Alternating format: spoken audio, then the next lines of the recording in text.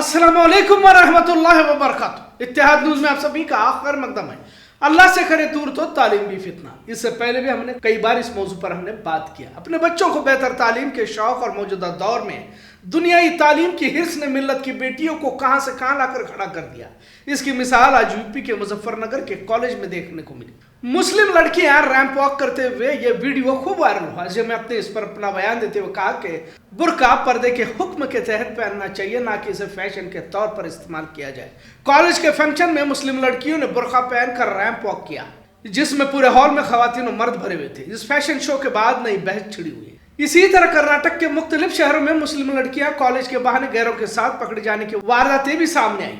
अगर पिछले पूरे एक हफ्ते की वारदात देखें तो कई सारे मामले आपको सोशल मीडिया के जरिए और खबरों के जरिए हासिल हुई है। तालीम के नाम पर और खुली आज़ादी के शौक ने मुस्लिम लड़का लड़कियों को इस्लाम के दायरे से ही तजवीज करते हुए देखा जा रहा है। बढ़ती वारदातें, समाज पर दीनी रहनुमाओं से दूर होती उम्मत, घरेलू मसाइल से जूझते मुस्लिम खानदान और दुश्मनों की साजिशों में आसानी से फंसता मुस्लिम समाज पर फिक्र का इजहार किया जा रहा है। बुर्का पहनकर लड़कियां कॉलेज तो जा रही हैं, लेकिन तालीम की आड़ में इज्जतें भी दांव पर लग रही है। आखिर इस गिरते मियार के लिए कौन जिम्मेदार की बहस बारहा हो चुकी है, हो रही है, पर बजाय माशरे में बुराई घटने के और भी बढ़ती ही जा रही है। दूसरी तरफ दीनी मजलिस है, इज्तिमात, कव्वालियां, उर्स की महफिलें, जिक्र अज़कार के अंजुमन, वालिदैन और कारोबारियों के जोड़ भी अलग अलग जमातें मुस्तकिल कर रही हैं, पर कुछ फर्क तो नजर नहीं आ रहा। वैसे तमाम जमातों के दावे तो बहुत अच्छा दीन का काम चल रहा है ये कहते हुए देखने को मिल रहा है, लेकिन ऐसे कई घरों से जो है लड़कियां बाहर निकलकर इस तरह की हरकतों को अंजाम देते हुए बारहा सामने इस तरह की मिसालें देखी जा रही है। कुछ लोगों ने तो मजहब के आड़ में कारोबार भी चलाया हुआ है, क्योंकि यह भी एक अलग से फितना देखने को मिल रहा है कि मजहब के आड़ में रुपया कमाना बहुत आसान हो चुका है। अब कुछ दीनी मौलवी भी कारोबार की तरफ अपना रुख मोड़ते हुए देखने को मिल रहा है। अब इसकी वजह क्या है यह आप सभी जानते हैं। तलाक खुला की दुकानें खुली हुई हैं। अब हराम हलाल का इम्तियाज कुछ दीन की बातें बताने वालों में ही नजर नहीं आ रहा। मतलब बेटियां हो या बेटे क्या कर रहे हैं, इस पर ध्यान खुद घर वाले ही नहीं देना चाहते। बेलगाम में भी कई वारदातें हर हफ्ते पेश आ रही है, लेकिन अब ये आम बात होती जा रही है, लिहाजा मुस्लिम समाज भी इसे नजरअंदाज करता हुआ देखने को मिल रहा है। खैर, कॉलेज में फैशन शो में बुर्का पहनकर रैंप वॉक अब चर्चा का मौजू बना हुआ। आखिर में इतना जरूर कहना चाहूंगा कि कुछ लोग मेरी मर्जी कहते हैं। याद रखो कि तुम महिलाओं की आजादी के नाम पर कुछ भी करो, लेकिन मजहबी पहचान पहनकर न करो, क्योंकि बुर्का तुम्हारे बाप दादा की जागीर नहीं है जो पहन लिया और गलत काम कर लिया। लिहाजा कुछ नशेबाज नौजवानों से भी गुजारिश है कि जो चेहरा छोड़कर तुम नशे में सड़क के किनारे गंदगी में सो रहे हो, मजहबी पहचान को सरेराह बदनाम करने का आपको कोई हक नहीं है। गैर मुस्लिमों के साथ इश्क भी लड़ाना तो कम से कम बुर्के का तो ख्याल करो। भले तुम्हें इसकी अजमत, इसकी अहमियत का पता न हो, लेकिन इसे इस्लामी पहचान के तौर पर देखा जाता है। फैशन शो तुम क्या पहन के करते हो हमें मालूम नहीं, लेकिन बुर्के का बेजा इस्तेमाल न किया जाए इतना जरूर।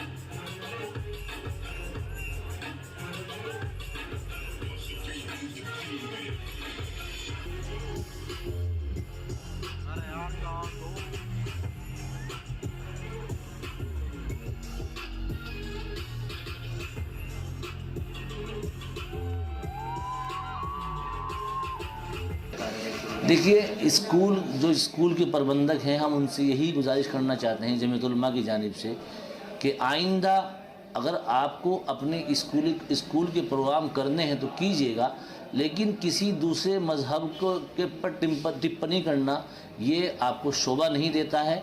और अगर आइंदा ऐसा आप करेंगे तो जमीयत उलमा इसके खिलाफ जो है कानूनी कार्रवाई करने की कोशिश करेगी, कानूनी कार्रवाई करेगी। इसलिए कि जो आपने फैशन शो में बुर्के का इस्तेमाल किया है वो कहीं ना कहीं दूसरे मज़हब को जो दिल को परेशान करने वाला है और दूसरे मज़हब के ऊपर टिप्पणी है।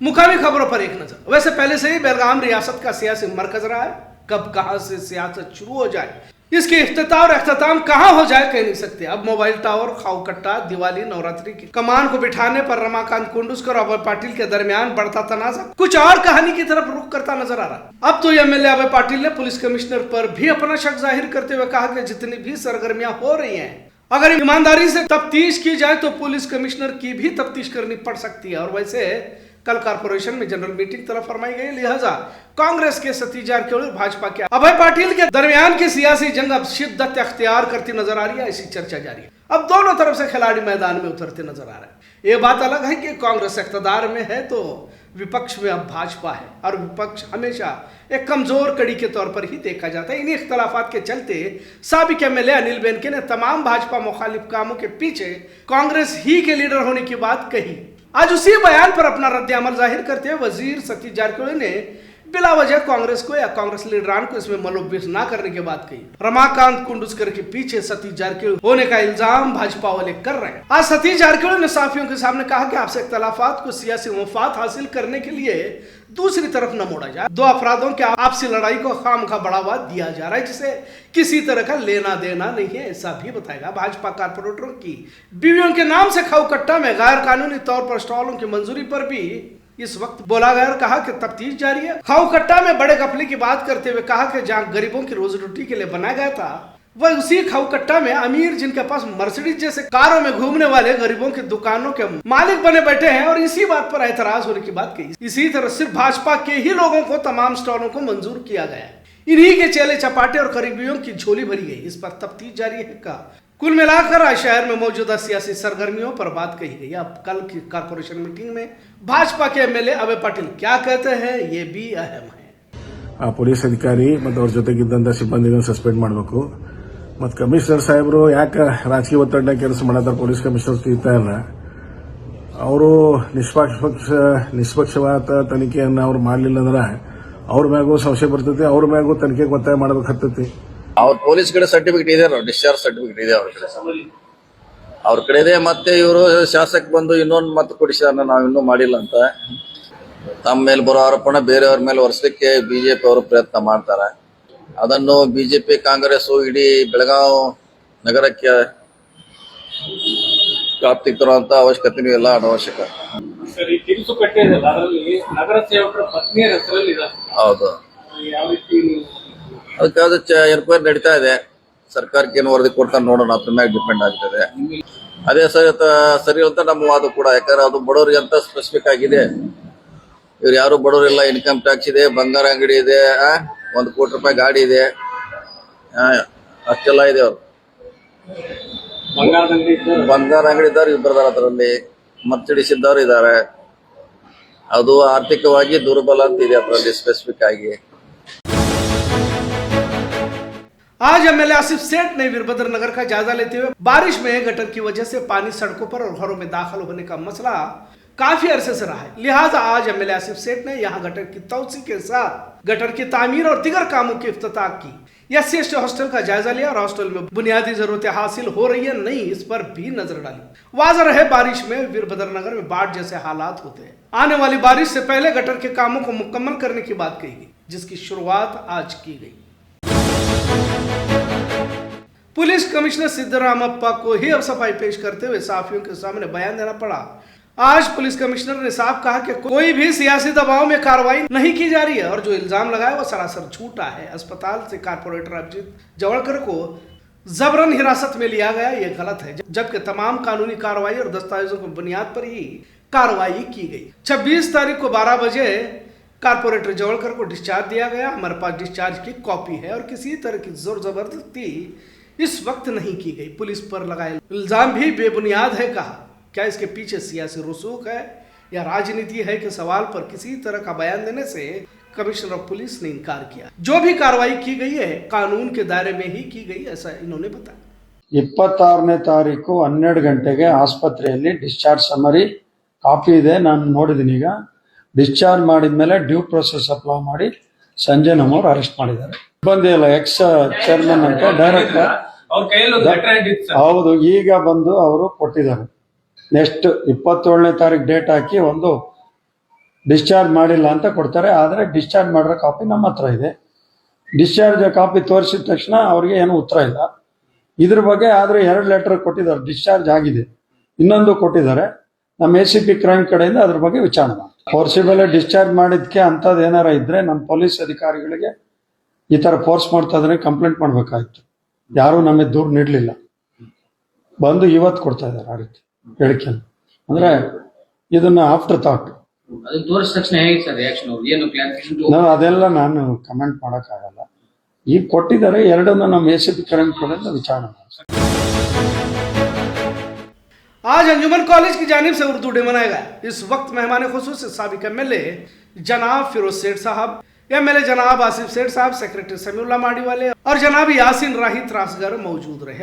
अल्लामा इकबाल की नज्म तराने पड़े गए और उर्दू को फरोग देने पर ख्यालात का इजहार किया गया। फलस्तीन के लिए दुआ मांगी गई। प्रिंसिपल नदाब, प्रोफेसर बीडी, दीगर टीचर्स, असातिज़ा इस वक्त मौजूद रहे। मेहमानान ने अपने ख्यालात का इजहार भी किया। तेरे महबूब ने जिस संत की थे सजदे, हुक्म से तेरे वो असहाबे नबी के सजदे।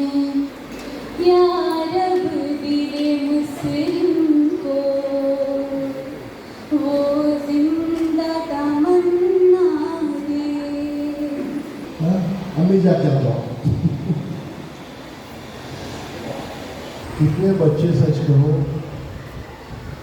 उर्दू ज़बान में सुबह से नमाज के बाद तक अब तक यहाँ तक